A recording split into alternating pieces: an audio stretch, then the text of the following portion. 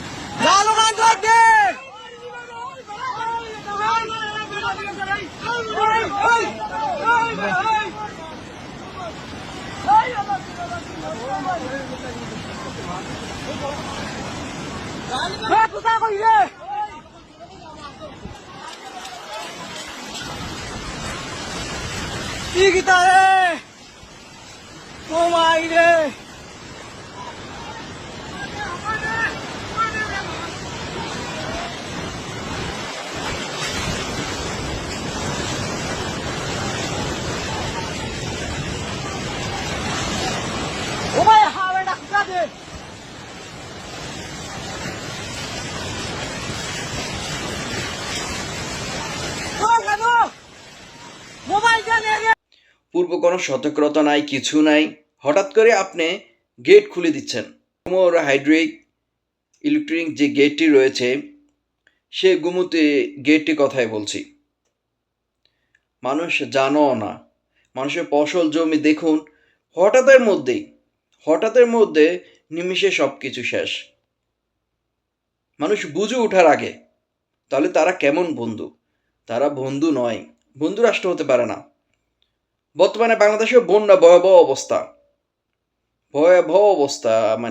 বিগত অনেকে বলছে বিগত 40 বছরের রেকর্ড এবার কুমিল্লা অঞ্চল, কুমিল্লা, নোয়াখালী, ফেনী রেকর্ড করা বন্যা হচ্ছে।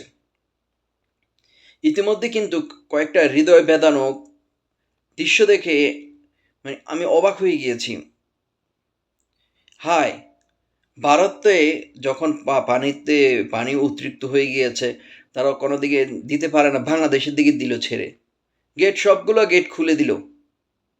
আর এদিকে বাংলাদেশের কয়েকশো গ্রাম, বাড়ি, ঘর সব কিছু পানিতে তুলে গিয়েছে।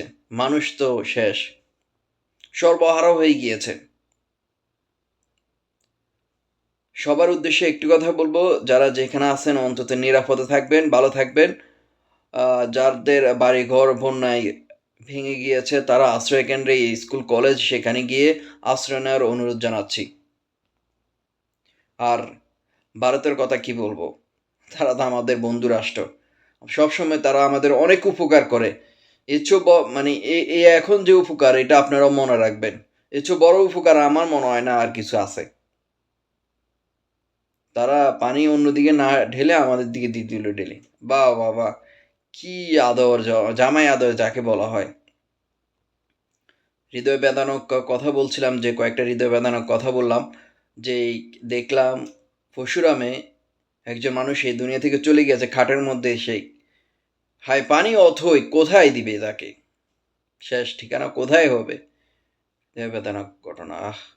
মানুষের লাখ লাখ টাকার জমি জামা যা আছে, মাছ চাষ করছে, সবগুলো শেষ। আল্লাহ তাআলা সবাইকে হেফাজত করুক। আল্লাহ তাআলা দোয়া করবেন এই বন্যা কবলিত থেকে আমাদেরকে আল্লাহ তাআলা কুদরতের হাত দিয়ে হেফাজত করুক। আমিন।